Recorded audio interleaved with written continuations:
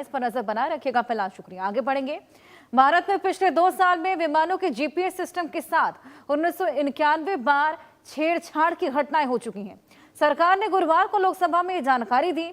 GPS विमान को उसकी सही लोकेशन, दिशा और ऊंचाई बताता है। उड़ान के दौरान नेविगेशन में अहम भूमिका निभाता है। जीपीएस डेटा में गड़बड़ी से विमान की दिशा भटक सकती है, जो किसी भी बड़ी घटना का कारण बन सकती है। कुछ दिन पहले दिल्ली, मुंबई, कोलकाता, अमृतसर, हैदराबाद, बेंगलुरु और चेन्नई एयरपोर्ट पर भी जीपीएस स्पूफिंग और छेड़छाड़ की घटनाएं सामने आई थी। नागरिक उड्डयन राज्य मंत्री मुरलीधर मोहोल ने यह कहा कि वायरलेस मॉनिटरिंग ऑर्गेनाइजेशन इसकी जांच कर रहा है। 10 नवंबर को डीजीसीए ने दिल्ली एयरपोर्ट के आसपास जीपीएस स्पूफिंग, जीएनएसएस से छेड़छाड़ की रियल टाइम रिपोर्टिंग के लिए एसओपी जारी की थी। पिछले 12 दिनों में ये दूसरी बार है जब सरकार ने संसद में जीपीएस स्पूफिंग की घटनाओं को स्वीकारा है। इससे पहले 1 दिसंबर को केंद्रीय नागरिक उड्डयन मंत्री किजरापू राममोहन नायडू ने सोमवार को राज्यसभा में कहा था कि दिल्ली के इंदिरा गांधी अंतर्राष्ट्रीय एयरपोर्ट में ऑटोमेटिक मैसेज स्विचिंग मशीन में 7 नवंबर को छेड़छाड़ की गई थी। 7 नवंबर को दिल्ली एयरपोर्ट पर फ्लाइट ऑपरेशन 12 घंटे से ज्यादा प्रभावित रहा था। 800 से ज्यादा डोमेस्टिक और इंटरनेशनल फ्लाइट्स देरी से उड़ी, जबकि 20 को रद्द करना पड़ा था। नायडू ने सदन में यह भी बताया कि वैश्विक स्तर पर अब रैनसमवेयर मैलवेयर अटैक का खतरा बढ़ा है और एयरपोर्ट अथॉरिटी ऑफ इंडिया अपने आईटी और क्रिटिकल इंफ्रास्ट्रक्चर की सेफ्टी के लिए एडवांस साइबर सिक्योरिटी अपना रहा है। इसी को लेकर कुछ और जानकारियां आपको देंगे।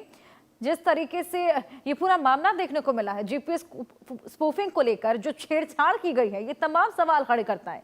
7 नवंबर को क्या कुछ हुआ था, आइए इसको लेकर भी आपको जानकारी दें। दिल्ली एयरपोर्ट पर तकनीकी खराबी आ गई थी, टेक्निकल फॉल्ट्स था और इसी बीच अब एटीएस के ऑटोमेटिक मैसेज स्विच सिस्टम में खराबी आ गई।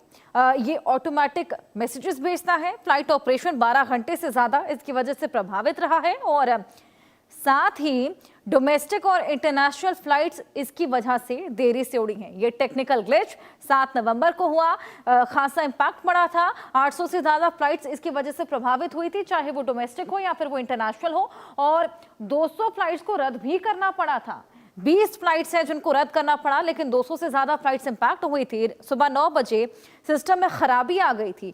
9 बजे इस खराबी की शुरुआत हुई। दिल्ली एयरपोर्ट पर ये तकनीकी खराबी आई थी, जिसके बाद से तमाम ऐसी फ्लाइट्स है जो कि खराब हुई। स्विचिंग मशीन सिस्टम है जिसमें पूरी खराबी हुई है। ऑटोमेटिक मैसेज स्विचिंग सिस्टम आखिर होता क्या है, ये भी आपको समझाने की कोशिश करेंगे। एएमएसएस के जरिए हजारों टेक्स्ट बेस्ड मैसेजेस भेजे जाते हैं, यानी कि एक तरीके से मैसेजेस पहुंचाता है ये पायलट, ग्राउंड स्टाफ और दूसरे एयरपोर्ट का ये रियल टाइम मैसेजेस भेजे जाते हैं। AMSS air traffic control service से जुड़ा कंप्यूटर नेटवर्क सिस्टम है और इसी के साथ एएमएसएस के जरिए हजारों टेक्स्ट बेस्ड मैसेजेस को भेजा जा सकता है।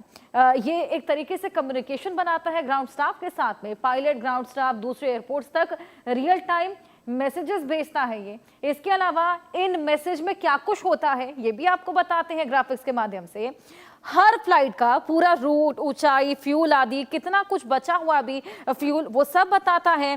फ्लाइट ने कब उड़ान भरी है ये भी बताता है। ये time to time, real time, यानी क्या कुछ एक्चुअल में चल रहा है, ऐसी तमाम जानकारियां देता है। फ्लाइट कब लैंड हुई है, कब टेक ऑफ हुई है, कितना फ्यूल है, कहां पे स्पीड कितनी रही है, उड़ान में देरी की सूचना भी देता है, या फिर कोई इमरजेंसी होती है उसको लेकर भी बताता है। प्लान बदला है या रद्द किया गया है ये भी बताता है।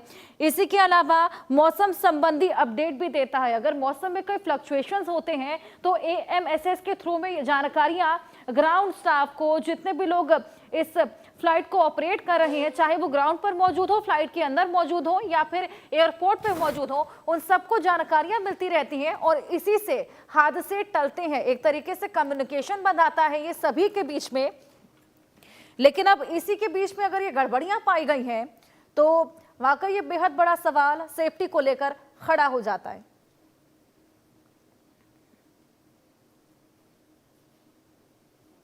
और चलिए मध्य प्रदेश